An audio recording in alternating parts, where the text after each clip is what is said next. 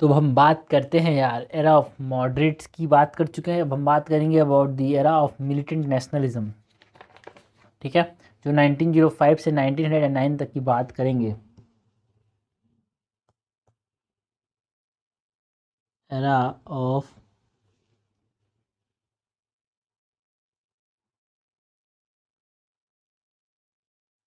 Militant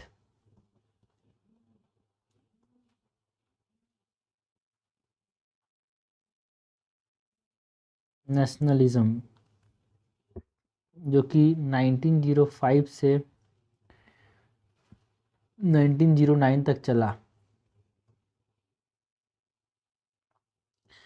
and सबसे पहले तो यहाँ पे हम बात करेंगे अबाउट व्हाट फैक्टर ऑफ मतलब फैक्टर फॉर ग्रोथ की बात करेंगे कि मिलिटेंट नेशनलिज्म का यहाँ पे राइज क्यों देखने को मिला यार, है ना। तो सबसे इम्पॉर्टेंट जो फैक्टर था वो है इकोनॉमिक मिसरीज जो हमको देखने को मिला भाई। जो फेमाइन थे 1896 से जो 1900 के बीच में जो फेमाइन भुखमरी देखने को मिली, उसने 90 लाख लोगों को मार दिया। It's not a imaginary number, उस समय का पॉपुलेशन ही यहाँ पे 3 करोड़ के आसपास था, और 1/3 मतलब 90 लाख लोग मर गए थे भाई भुखमरी से। समझ रहे हो, 90 लाख लोग, 1/3 पॉपुलेशन मर चुका था। तो ये बहुत बड़ा कारण था मिलिटेंट नेशनलिज्म के ग्रोथ का।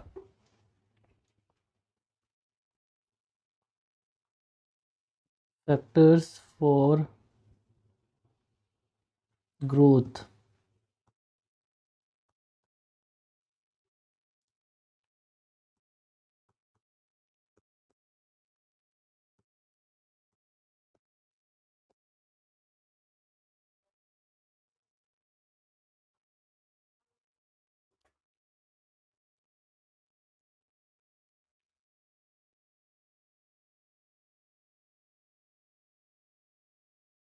इकोनॉमिक मिसरीज, फेमाइन जो था 1896 से 1900 का, इट किल्ड 90 lakhs पीपल, और 90 लाख पीपल। जो रिप्रेसिव रॉ था, है ना, जो ब्रिटिश का, वो भी एक कारण था भाई कि मिलिटेंट नेशनलिज्म जो है मारपीट करना, है ना, ये तरह से इसका राइज, मतलब मारपीट करना मतलब एक तरह से, है ना, आक्रोश, वायलेंट एक्टिविटी पे इन्वॉल्व होना, ये बढ़ने लगा यार।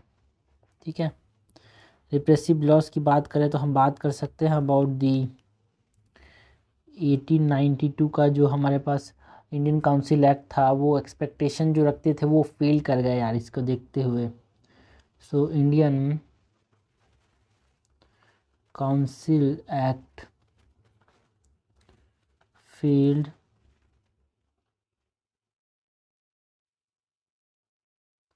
एक्सपेक्टेशन। 1897 के अंदर जो तिलक थे, बाल गंगाधर तिलक, एंड जो नाटू ब्रदर्स थे, उनको अरेस्ट कर दिया गया, है ना। इससे भी एक तरह से रिप्रेसिव लॉस के थ्रू जो मिलिटेंट नेशनलिज्म है उसका राइज देखने को मिला, है ना। Tilak and Natu brothers are arrested under sedition law, देश द्रोह, है ना, बिकॉज ये कुछ अखबारों में इनके छापते थे भाई, कुछ है ना अच्छी चीज़ छापते थे, मतलब एक तरह से ब्रिटिश के पॉलिसीज़ को एक तरह से, है ना, बुरा भला कहते थे।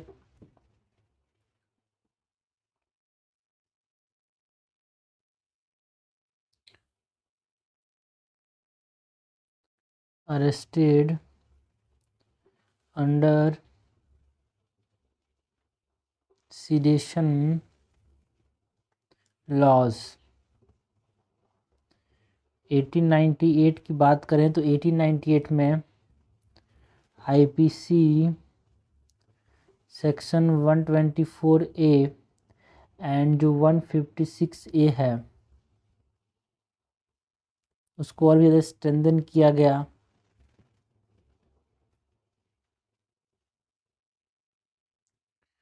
ओके, उसको स्ट्रेंथन किया गया, उससे भी आक्रोश था भाई लोगों के बीच। 1904 में जो ऑफिशियल सीक्रेट्स एक्ट आया, जो कि एक तरह से प्रेस के फ्रीडम को कर्व करता था, उसने भी यहाँ पे, है ना, आक्रोश पैदा किया लोगों के बीच।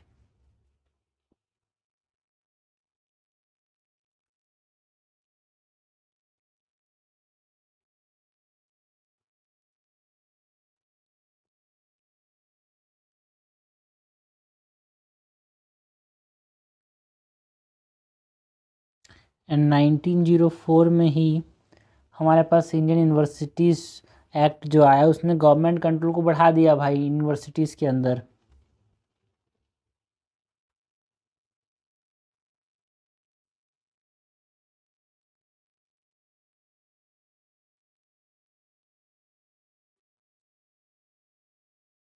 Increase government control. ओके, तो ये हमने बात की अबाउट दी फैक्टर्स जिसने एक तरह से मिलिटेंट नेशनलिज्म को बढ़ावा दिया। इकोनॉमिक मिसरीज जो था, रिप्रेसिव लॉस जो थे, है ना। अगर हम बात करें यहाँ पे जो मिलिटेंट नेशनलिज्म है उसके राइज में यहाँ पे जो इंटरनेशनल इन्फ्लुएंस भी रहा है भाई।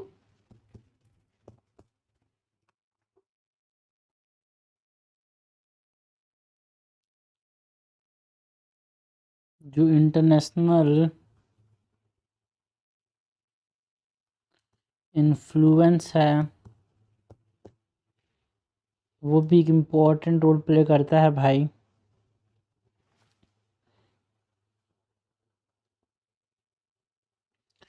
जापान का जो राइज था, है ना, 1868 से लेके 1905 में, उससे भी इंडिया के जो मिलिटेंट है उसने देखने को मिला।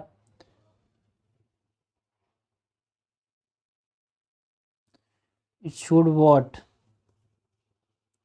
एशियन प्रोग्रेस पॉसिबल है भाई, क्योंकि जापान भी एक एशिया का देश है, तो ऐसा नहीं है किसी पर सिर्फ यूरोप वाले ही लोग यहाँ पे प्रोग्रेस कर सकते हैं, है ना। जो डिफीट देखने को मिला ऑफ यूरोपियन पावर्स,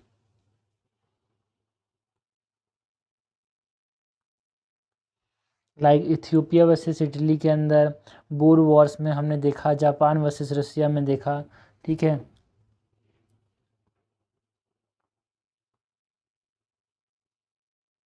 तो एक पॉसिबिलिटी जाएगी कि भाई हम भी आज़ादी लड़ के जीत सकते हैं।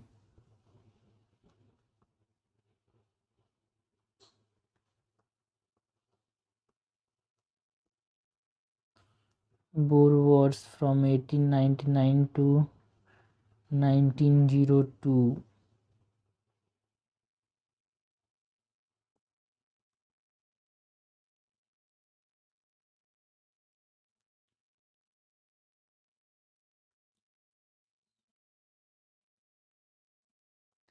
एंड ऑल्सो इंटरनेशनल इन्फ्लुएंस की अगर हम बात कर सकते हैं, कैसे जो Irish, Russian, Egyptian, Turkish movement से जो लोग इंस्पायर्ड हुए थे उससे भी मिलिटेंट नेशनलिज्म का राइज देखने को मिला यार।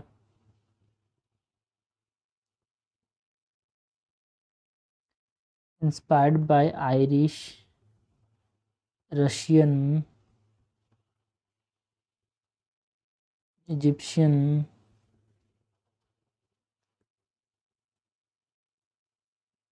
Turkish movements. ओके, तो ये सब इंटरनेशनल इन्फ्लुएंस। ऑल्सो जो मिलिटेंट नेशनलिज्म का जो राइज है, एक इम्पॉर्टेंट कारण ये भी था कि जो मॉडरेट्स हैं उनसे लोग डिससेटिस्फाइड थे, प्रेयर, पिटिशन, प्रोटेस्ट, इसको क्रिटिसाइज करते थे, जैसे कुछ होने वाला नहीं है, इसीलिए पॉलिटिकल मेंडिकेंट्स बोलते थे इनको, मॉडरेट्स को।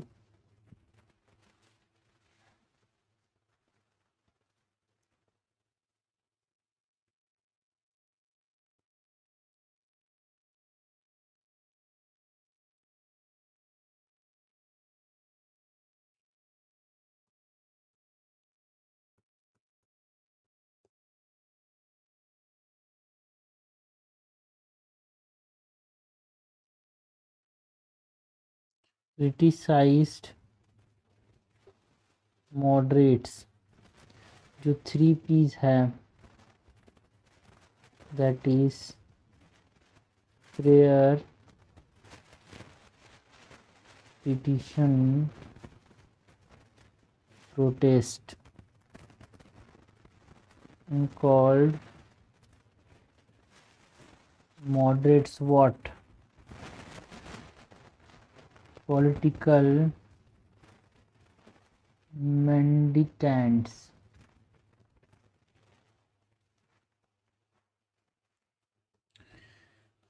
अगर हम बात करें यहाँ पे कौन कौन से मिलिटेंट लीडरशिप यहाँ पे डेवलप किए थे, तो इमरजेंस ऑफ मिलिटेंट लीडरशिप की बात करते हैं भाई। इमरजेंस ऑफ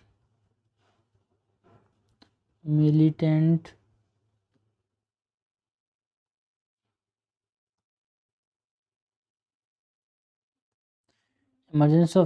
लीडरशिप, जिसमें हम बात कर सकते हैं अबाउट दो तरह की चीज़ों की।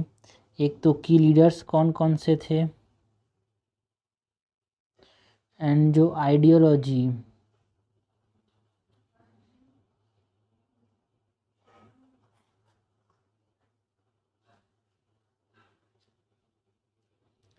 की लीडर्स में हम बात कर सकते हैं इन डिफरेंट रीजन्स यार, लाइक बंगाल के अंदर राजनारायण बोस,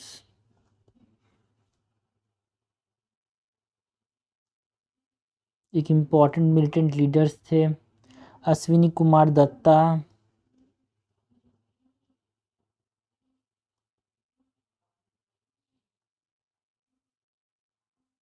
जो कि लड़ते थे अपनी जान की बाजी लगा के। अरविंदो घोष की बात कर सकते हैं, बिपिन चंद्र पाल की बात कर सकते हैं।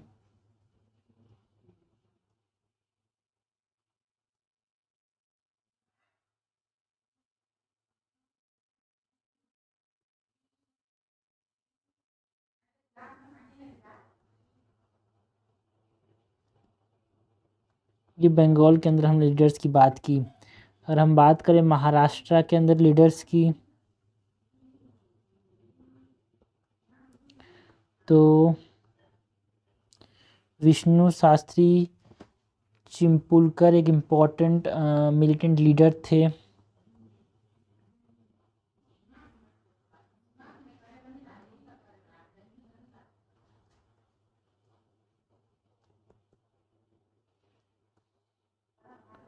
विष्णु शास्त्री चिंपुलकर, बाल गंगाधर तिलक,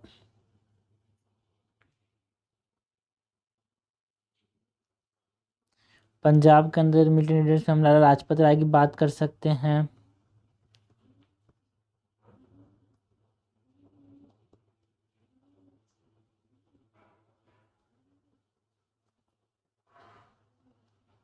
ओके, आइडियोलॉजी की बात करें तो देखो भाई, जो मिलिटेंट लीडर्स थे ये किस आइडियोलॉजी को अपनाते थे, एक तरह से ये फॉरेन रूल को बहुत ज़्यादा नफरत करते थे। सो हैट्रेड फॉर फॉरेन रूल, स्वराज्य एज अ गोल है ना, सेल्फ रूल एक तरह से इनका मेन गोल था।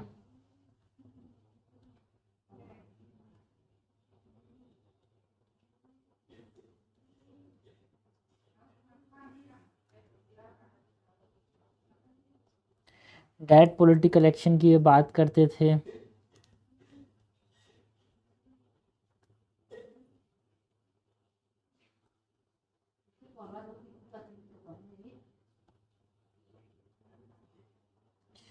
And masses should challenge British rule, ऐसा ये मानते थे यार। मासेस शुड चैलेंज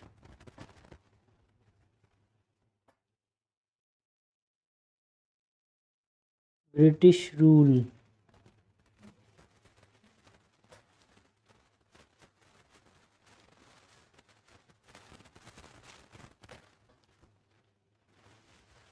है ना, पर्सनल सेक्रीफाइस बहुत ज़रूरी है ट्रू नेशनलिज्म के लिए, ये इनका मेन आइडियोलॉजी था यार। Personal sacrifice essential for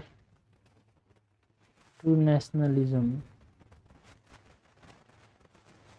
okay, तो हमने बात की about the emergence of militant leadership की, है ना। Growth of confidence and self respect भी एक इम्पॉर्टेंट चीज़ था भाई मिलिटेंट नेशनलिज्म के लिए।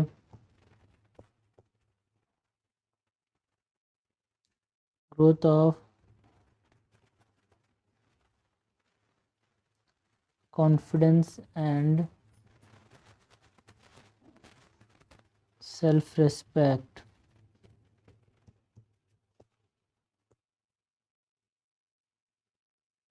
इसमें हम बात कर सकते हैं तिलक का, है ना, अरविंदो घोष, बिपिन चंद्र पाल, एक तरह से ये प्रमोट करते थे सेल्फ रिलायंस को।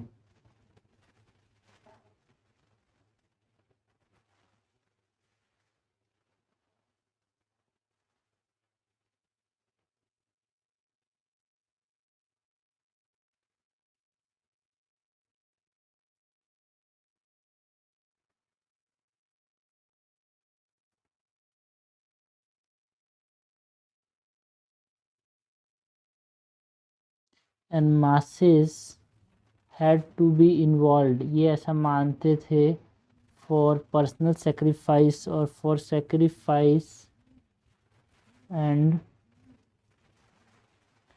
रेजिस्टेंस। एजुकेशन का भी बहुत बड़ा इम्पैक्ट रहा है भाई मिलिटेंट नेशनलिज्म की ग्रोथ में।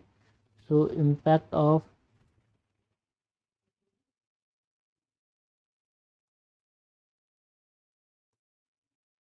इम्पैक्ट ऑफ एजुकेशन के अंदर हम बात कर सकते हैं कि जैसे कि एजुकेशन की वजह से यहाँ पे अवेयरनेस बढ़ा है मासेस के अंदर। So it education has increased awareness among masses and rise in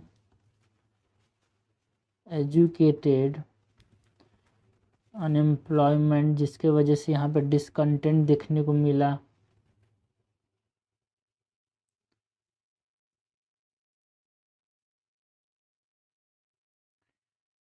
and reaction to westernisation की बात कर सकते हैं भाई हम।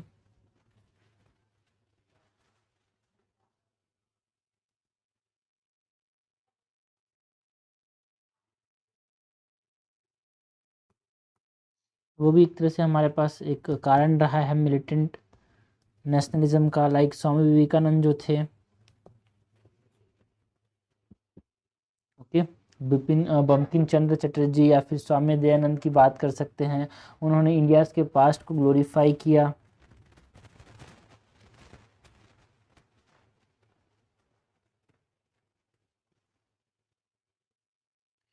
स्वामी विवेकानंद, बंकिम चंद्र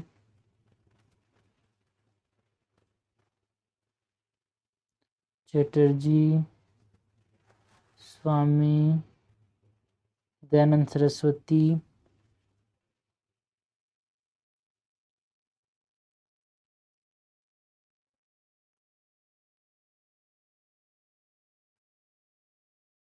ग्लोरीफाइड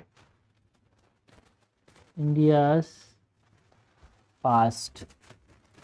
एंड जो दयानंद का जो स्लोगन था इंडिया फॉर इंडियंस, है ना, इसने भी तरह से मिलिटेंट नेशनलिज्म को बढ़ावा दिया।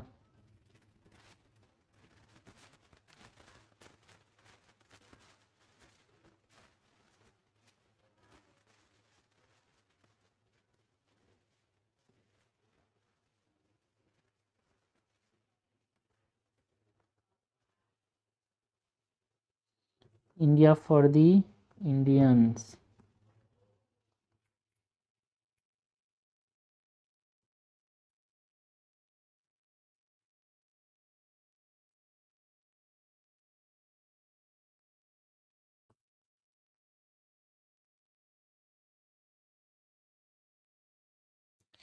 ये 3 P's है भाई, प्रेयर, पिटिशन एंड प्रोटेस्ट, इससे बहुत ज़्यादा नाखुश थे यार जो हमारे पास मिलिटेंट नेशनलिज्म थे। उनको पॉलिटिकल मैंडिकेट्स बोलते थे। ये सब इम्पोर्टेंट चीज़ें हैं। स्वराज एक इम्पोर्टेंट आइडियोलॉजी था इनका, ओके। और क्या कारण था राइज ऑफ मिलिटेंट नेशनलिज्म का? जो रिएक्शनरी पॉलिसीज़ थे कर्जन का, जो कि कर्जन जो वो वाइस रॉय था भाई 1899 से 1905, तो इसमें बहुत सारे डेरोगेटरी स्टेटमेंट जो दिए इंडियंस के लिए, है ना, ऑफिशियल सेक्रेट्स एक्ट लाया, एक तरह से पॉलिटिकल राइट्स को करप्ट करने लगा, है ना, यूनिवर्सिटीज़ एक्ट लाने लगा, और आखिरी में जो इंटेंसिफिकेशन देखने को मिला, इट इज़ ड्यू टू जो पार्टीशन किया था ना बंगाल का 1905 में, उसने एजिटेशन को और भी ज़्यादा बड़ा मतलब इंटेंसीफाई कर दिया यार। So reactionary policies of Curzon, who is the viceroy from 1899 to 1905.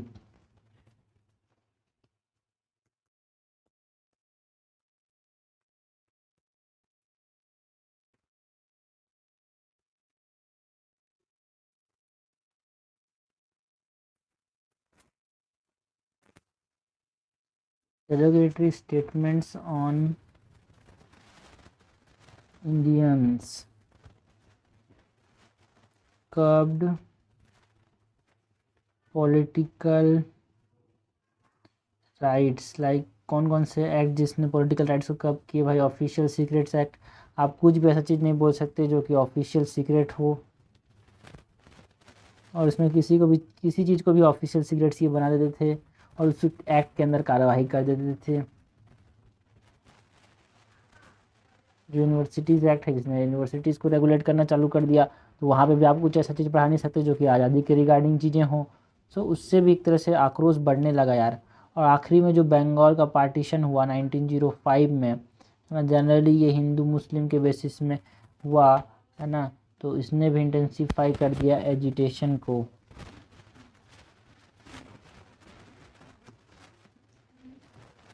इससे राइज देखने को मिला मिलिटेंट नेशनलिज्म का।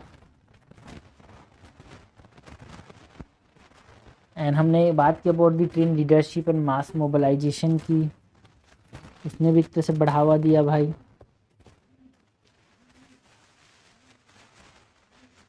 Trend leadership and mass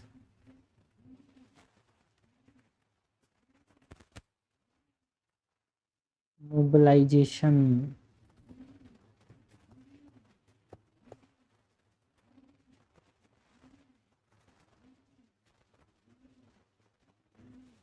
train leaders कौन कौन से, लाइक बाल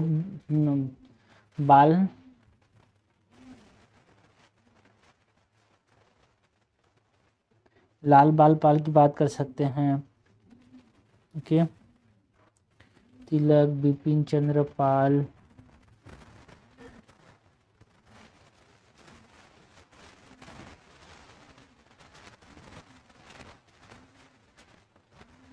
अरविंदो घोष की बात कर सकते हैं, जिन्होंने बहुत सारे मूवमेंट को यहाँ पे गाइड किया। स्वदेशी मूवमेंट ने एक इम्पॉर्टेंट रोल प्ले किया बिकॉज एक मास एजिटेशन हो गया भाई ये।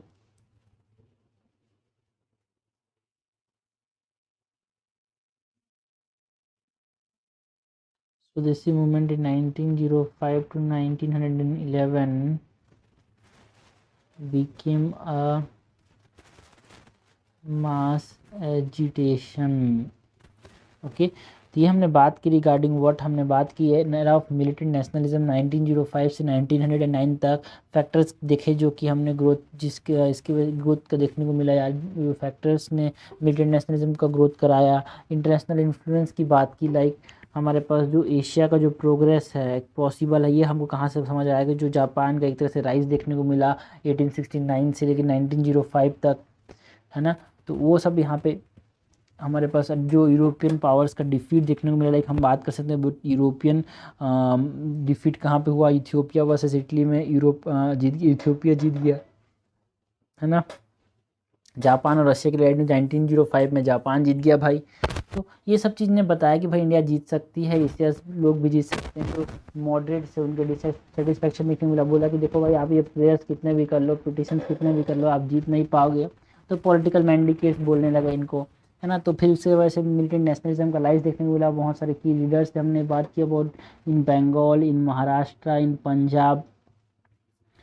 आइडियोलॉजीज़ की बात कर सकते हैं, सेल्फ रूल इनका आइडियोलॉजी सब, पर्सनल सेक्रीफाइस बहुत ज़रूरी है ना। कॉन्फिडेंस का ग्रोथ हुआ, सेल्फ रेस्पेक्ट, है ना, लाइक बहुत सारे लीडर्स ने यहाँ पे इसको बढ़ावा दिया, सेल्फ रेस्पेक्ट को, कॉन्फिडेंस का ग्रोथ किया इन्होंने, है ना। लाल बाल पर की बात कर सकते हैं, अरविंदो घोष की बात कर सकते हैं। इम्पैक्ट बहुत बड़ा रहा भाई एजुकेशन का, ठीक है।